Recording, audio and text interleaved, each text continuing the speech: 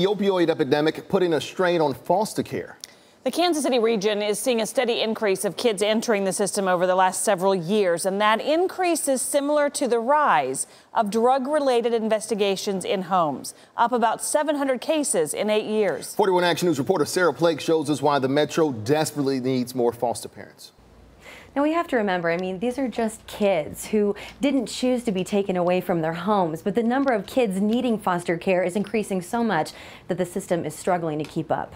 At times it almost feels criminal what they're going through, because they are getting moved and they're not getting a lot of their essential needs met.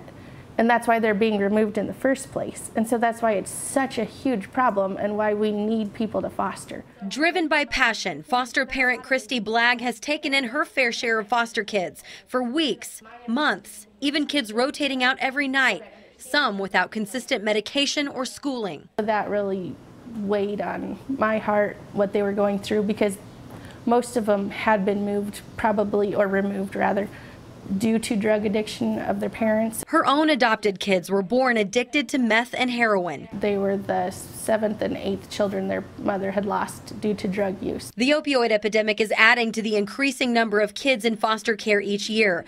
More than 6,500 kids on both sides of the state line in the KC metro area are in the system, with thousands less licensed foster homes. Over the last 5 years, there are some estimates that approximately 80% of children who come into care is actually as a result of substance use or abuse by a parent or a caretaker. The hope for Cornerstones of Care and other agencies is to keep the kids with their birth families. It probably doesn't happen as often as you would think, because I think, again, the issue around treatment and recovery and the access to those resources is not always very consistent for those parents. But he always called himself Roscoe. This problem touched Christy's heart so much that now she gets paid to recruit foster parents, looking at her own kids for inspiration. I feel like just really blessed by them every day. We've been given so much in our hearts that I can't repay that, but now I'll spend my whole life trying to. Sarah Plake, 41 Action News.